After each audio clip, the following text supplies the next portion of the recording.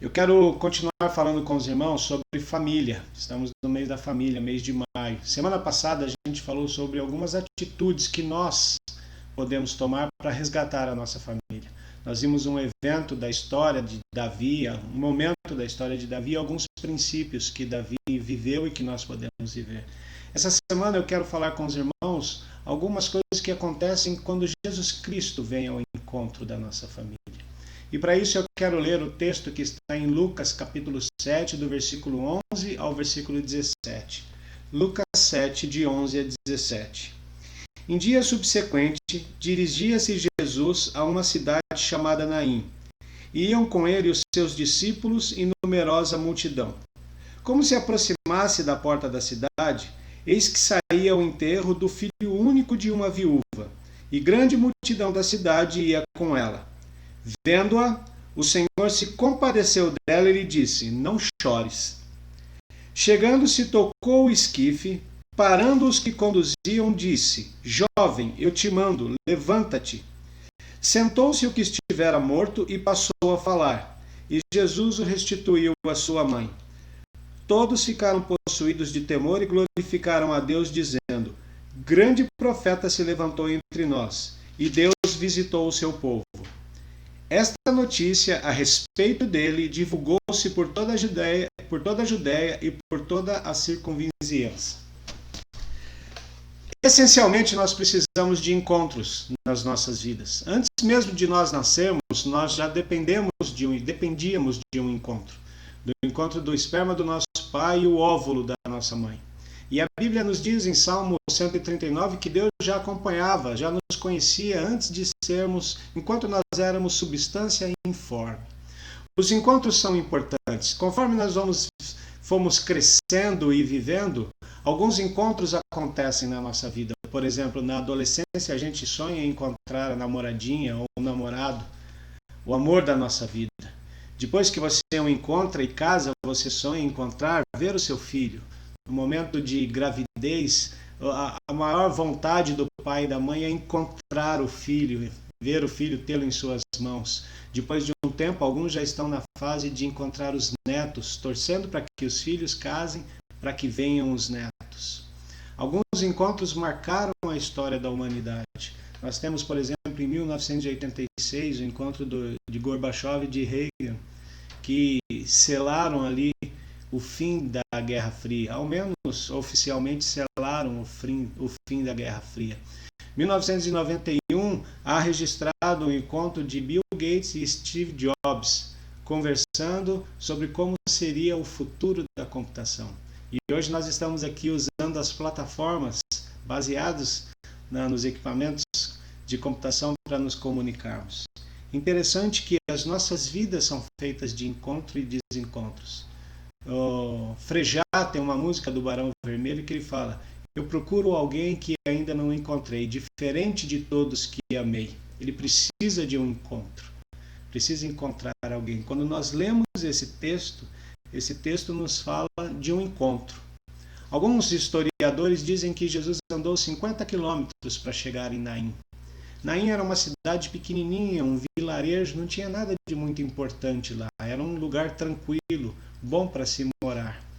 E algumas situações me chamam a atenção nesse texto. Primeiro é exatamente isso, que Jesus anda até 50 quilômetros por esse encontro, mas o encontro acontece no horário correto.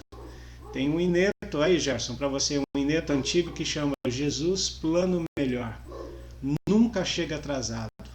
Sua hora é perfeita. Sua maneira mais linda. É interessante que Jesus não chega antes e nem depois. Se Jesus tivesse chegado em Naim com seus discípulos 5 minutos antes, talvez não tivesse encontrado o cortejo.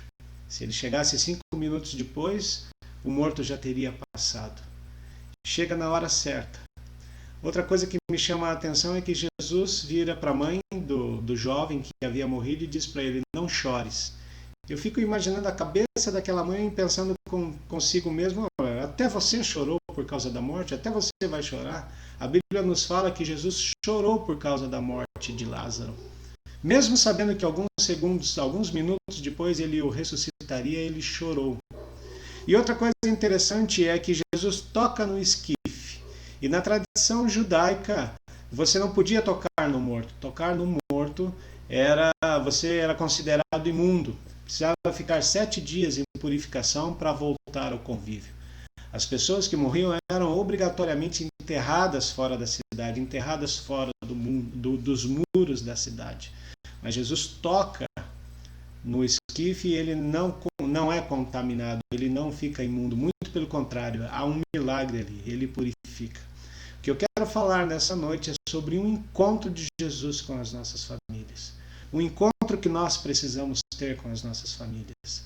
Na área de gestão, há uma ferramenta para você tratar alguns problemas que é conhecida como 5W2Hs. São 7 perguntas que você faz para ver como é que você vai melhorar. Eu quero inventar aqui uma ferramenta só para esse sermão também, que são 2 porquês e 3 praquês. 2 porquês Jesus foi encontrar com essa família e 3 praquês Jesus foi encontrar com essa família. Uma família pequena da cidade de Naim. Uma família de 2 membros. O texto bíblico nos diz que a mulher era viúva, seu marido já havia falecido há algum tempo, era só ela e o filho. Provavelmente o filho era quem sustentasse a casa. Mas Jesus se incomoda e ele viaja. Não há outro registro de Jesus em Naim. Não tem mais nada, nem a Bíblia, nem os historiadores falam mais nada de que Jesus tenha feito em Naim, a não ser esse encontro com essa mãe e com esse filho. O primeiro porquê. Por que é que Jesus foi até lá? Porque ele sabe que toda família enfrenta sofrimento. Não tem família que não sofra. Não tem família que não passe por momentos difíceis. E não existe família perfeita. Cada família é uma família. Família de margarina só existe no comercial de margarina. Tem uma música, acho que é da Gal Costa, que chama Dom de Iludir. E diz assim, cada um sabe a dor e a delícia de ser o que se é. E quando nós olhamos para as nossas famílias, a gente sabe isso. Cada um sabe a dor e a delícia de se viver, de ser da família que se é. Cada família tem o seu momento de sofrimento. E Jesus nos encontra por causa disso. E a Bíblia não compara sofrimentos. Às vezes nós olhamos para o sofrimento do outro e algumas pessoas dizem, ele não sabe o que é sofrer. E estava lembrando aqui, há muito tempo atrás eu tinha um companheiro de trabalho que tudo dele era melhor. Tudo que você contava, ele tinha uma situação melhor para contar. Até sofrimento. Você não sabe, não, mas você contava alguma coisa que tinha acontecido com você e sempre acontecia pior. E eu estava me lembrando, preparando esse sermão, e lembrei de uma situação que nós, em família, vivemos alguns anos atrás. Até pedi permissão para o meu sobrinho para contar essa história. Eu tenho um sobrinho que chama Luiz Henrique. Uma vez nós fomos passar em família, passar um final de ano junto, e a gente estava comemorando, não sei se o aniversário, não sei se era final de ano ou aniversário do meu filho, da minha filha, eu sei que a gente estava reunido. E a mãe, minha cunhada, levou um bolo bonito e gostoso para ser cortado na hora de cantar o parabéns. E o meu sobrinho ficou o dia inteiro pedindo, mãe, dá um pedaço do bolo, mãe, deixa eu comer um pedaço do bolo, mãe, deixa eu comer um pedaço do bolo. E foi o dia todo, irmãos, das 10 da manhã até a noite. E finalmente chegou a hora de comer o bolo. E minha cunhada cortou o pedaço do bolo e botou no prato dele. Ele foi o primeiro a receber.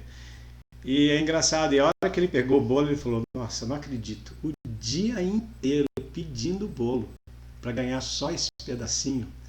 Essa história rende risadas para a gente até hoje, mas demonstra que para ele era um sofrimento. Foi um sofrimento para ele esperar o dia inteiro aquele bolo e quando finalmente chegou o que ele esperava, um pedacinho tão pequenininho. Isso acontece com as nossas vidas. Cada um tem o seu grau de sofrimento. A Bíblia nos fala que Deus conhece o coração de cada um e que Ele sonda o nosso coração. Da porta para dentro, cada um sabe o que acontece. Se você quer conhecer uma família, você pergunta como é da porta para dentro. Então, assim, da porta para dentro, a minha família é daqui e sabe como é que eu sou. Os meus problemas, as minhas reações. Da porta para dentro da sala, da porta para dentro do quarto, é minha esposa que me conhece. Cada família tem o seu momento de sofrimento. seu momento de dor. Por que é que a gente sofre? A pergunta talvez seja essa. Por que é que um pai violenta uma filha de 7, 10 anos? Por que é que um filho mata os pais? Por que é que o ser humano joga uma bomba numa cidade e sabe que vai matar milhares de pessoas? A Bíblia nos explica isso lá em Gênesis capítulo 3, quando houve a queda e entrou o pecado na história do homem. O pecado nos desvirtuou do plano original de Deus. E a única pessoa que pode nos livrar do pecado é Jesus Cristo. E esse sofrimento, Jesus vai ao encontro dessa família, porque sabia que essa família estava passando por um sofrimento. Na verdade, o único membro da família ali era a mãe. E Jesus sabia que ela estava sofrendo. Esse é o primeiro porquê. Por que é que Jesus vem ao encontro das nossas famílias? Porque nós sofremos. Haverão momentos de dor, de desilusão, de tristeza. E isso nos leva ao segundo porquê. Jesus vai ao encontro da família porque toda família enfrenta emoções negativas. Toda família passa por sofrimento. Esse sofrimento gera um sentimento. Esses sentimentos geram emoções na gente. Às vezes tem ódio, raiva, inveja. Quantas famílias ficam sem se falar? Quantos pais e filhos ficam sem se ver? Todas as famílias terão momentos de emoções negativas. Momento da perda, da dor. É interessante que a gente vê às vezes famílias que perderam um filho e você vai visitar essa família, o filho já morreu há 10 anos, mas as coisas deles estão lá direitinho no quarto, como se ele fosse voltar, como se em algum momento ele estivesse ali de volta, como se de um dia para a noite ele fosse aparecer e a pessoa vive 10, 15, 20 anos esse sofrimento, essa emoção negativa. É interessante que alguns apontam o dedo para os outros dizendo: mas isso aconteceu na sua vida porque você não é crente, porque você não é da nossa igreja, e não existe nada disso.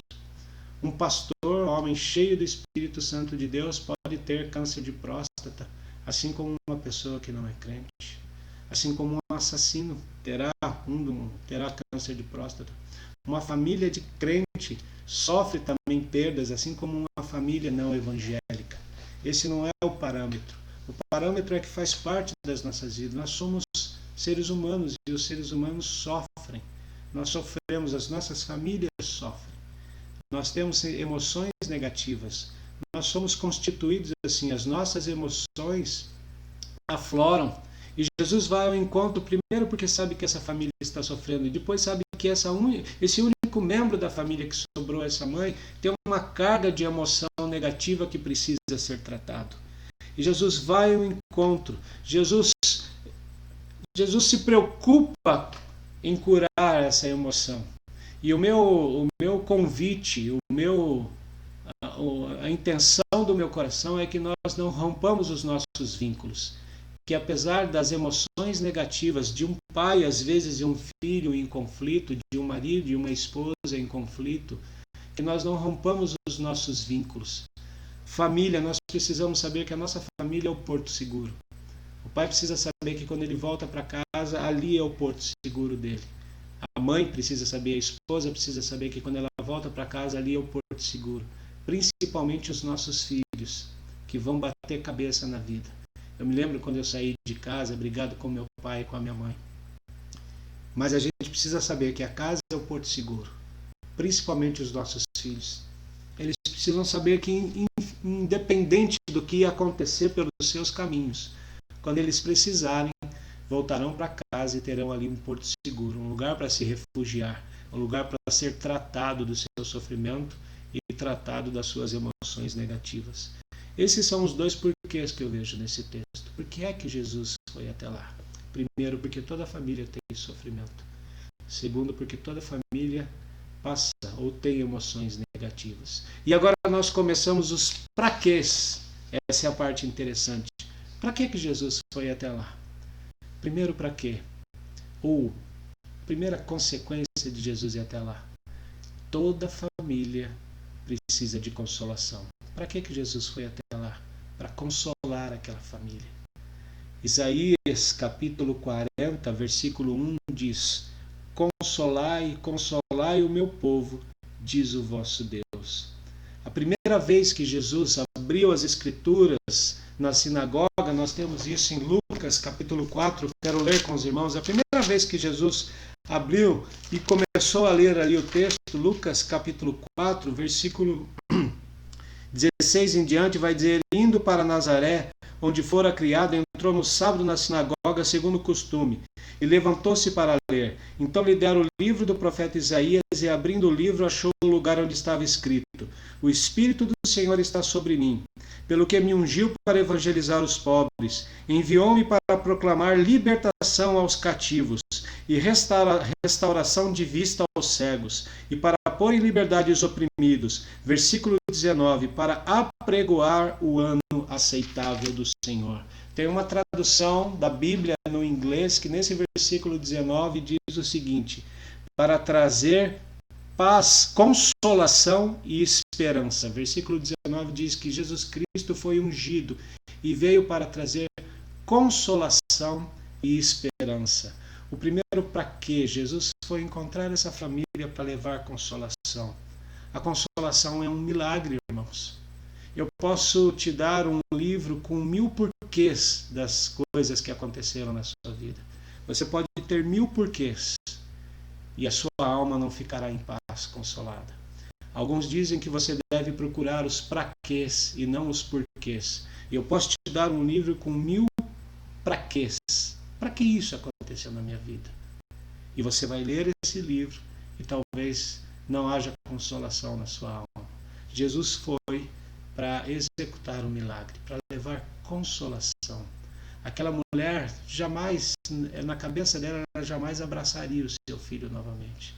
Ela jamais acordaria e diria: filho, bom dia. É interessante que quando Jesus disse que mandaria o Espírito Santo, ele poderia dizer que mandaria o Espírito de sabedoria, o Espírito de verdade, o Espírito de conhecimento, o Espírito de poder, o Espírito de força. Mas ele diz: eu vou e lhes enviarei o Consolador. Toda família precisa de consolação.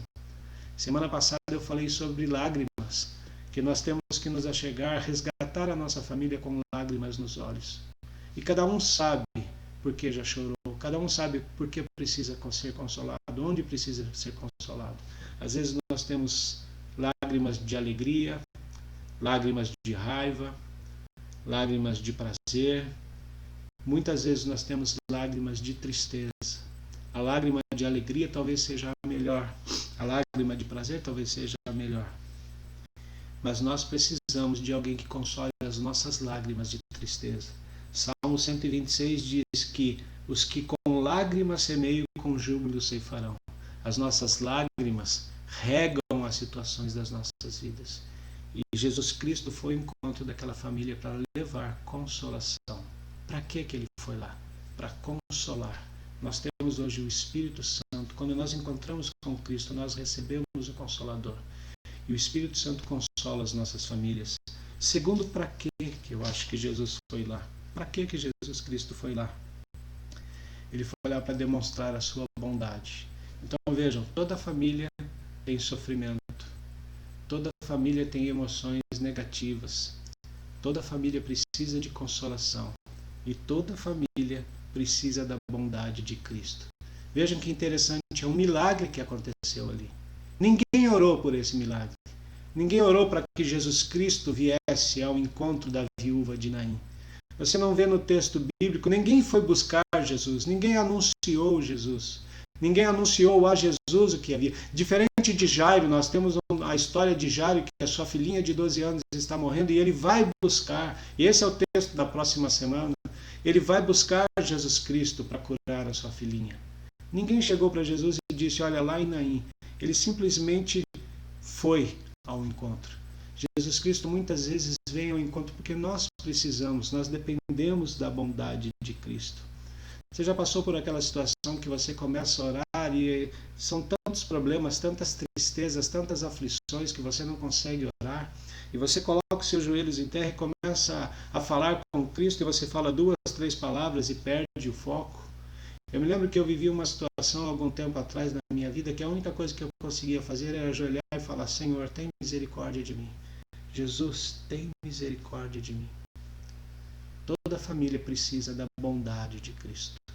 Nós precisamos da bondade de Cristo, daquele milagre que acontece muitas vezes sem nós termos pedido, aquele milagre que acontece sem nós termos orado. Jesus foi lá, conhecia a história, Jesus sabia o que estava acontecendo ali na ilha. É por isso que o Salmo 23 diz que quando eu passar pelo vale da sombra da morte, Ele estará comigo. E quando eu estiver com fome, Ele preparará uma mesa para mim na presença dos meus inimigos. Jesus está olhando as nossas lutas. Ele sabe das lutas que nós temos nas nossas finanças, Ele sabe das lutas que nós temos com os nossos filhos, Ele sabe das lutas que nós temos no nosso trabalho, Ele sabe da luta que nós temos às vezes no nosso casamento, com os nossos pais, com aqueles parentes mais próximos. A bondade de Cristo. Para que é que Cristo foi lá? Para revelar a bondade dele. E creia, Jesus Cristo ainda hoje derrama a sua bondade sobre as nossas vidas. Jesus Cristo olha para aquele pai que está preocupado com o namoro da filha, que sabe que não vai dar certo, mas a filha está insistindo. Jesus Cristo olha para aquele filho que está brigado com o pai e a mãe sabe que ele está andando por caminhos tortuosos. Jesus Cristo trabalha nessas situações. Toda família tem sofrimento, toda família tem emoções negativas, mas toda família precisa da consolação de Jesus Cristo. Toda família precisa da bondade de Jesus Cristo. E quinto e último ponto que eu vejo, toda família precisa de um milagre. Esse é o quinto ponto. Primeiro ponto, minha filha está me corrigindo aqui. Primeiro ponto, toda família passa por sofrimento. Segundo, toda família tem emoções negativas. São os dois porquês. Por que Jesus foi lá? Aí tem o para quê. Ele foi lá para levar consolação, porque toda família precisa de consolação.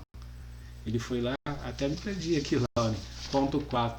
Ele foi lá para demonstrar a sua bondade. Toda família precisa da bondade. E ponto 5. Toda família precisa do milagre de Jesus Cristo. E quando eu digo toda a família, não é toda a minha, a sua. Também, toda a família, cada uma das famílias, mas toda a família. Eu preciso do milagre, a minha esposa precisa do milagre, os meus filhos precisam de um milagre. Nós precisamos ter histórias de fé para contar. Veja que interessante que às vezes nós vemos na Bíblia a referência a Deus de Abraão, de Isaac, de Jacó. Nós precisamos ter o Deus do meu bisavô, o Deus do avô e o Deus do meu pai.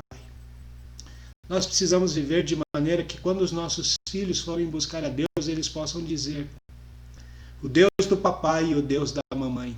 Para que eles tenham experiências de fé. Para que assim como eles podiam dizer o Deus de Abraão, de Isaac e de Jacó, eu possa dizer o meu Deus, o Deus do meu pai e o Deus do meu filho. Para que meu filho possa dizer o Deus do meu pai, o Deus do meu avô, o Deus do meu bisavô.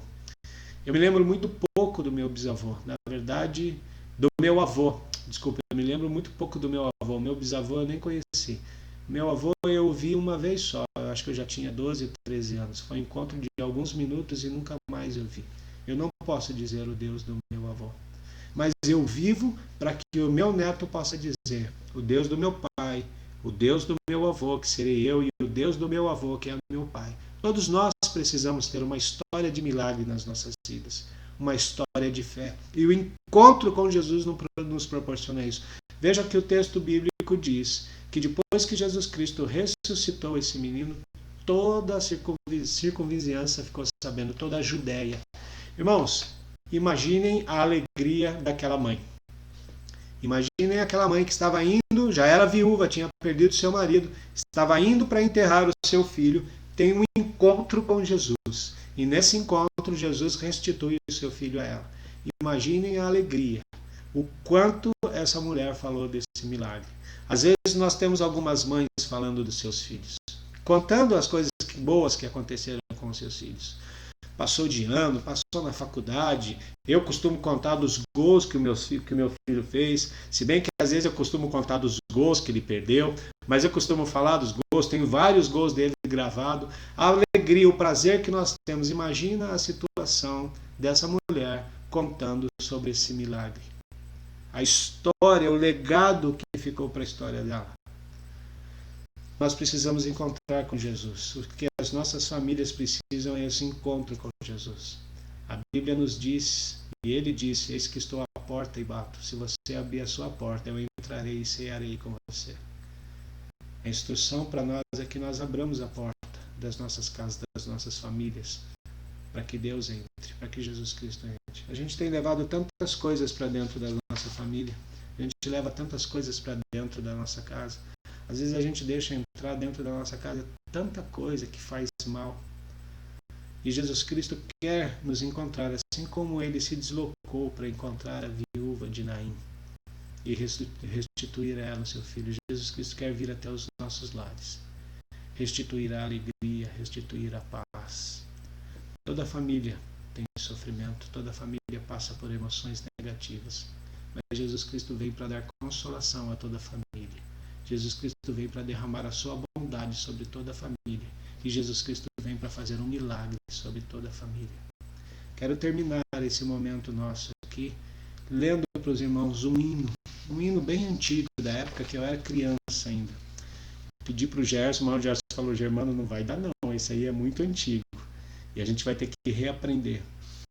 O hino diz assim, o hino chama Nome Poderoso, e ele diz: leva tu contigo o nome de Jesus o Salvador. Esse nome dá consolo, seja no lugar que for. Este nome leva sempre para bem te defender. Ele é a arma ao teu alcance quando o mal te aparecer. Ó, que nome tão precioso, gozo traz ao coração. Sendo por Jesus aceito, tu terás o seu perdão. Nome santo e venerável, é Jesus o amado teu.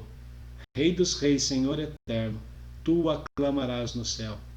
E tem o coro desse hino, que era o que eu mais lembrava, que diz o seguinte: nome bom, doce a fé, a esperança do porvir. Nome bom, doce a fé, a esperança do porvir. Que Deus abençoe os irmãos, que Deus capacite cada um de nós, para que nós saibamos cuidar da nossa família e para que nós busquemos o encontro com Jesus.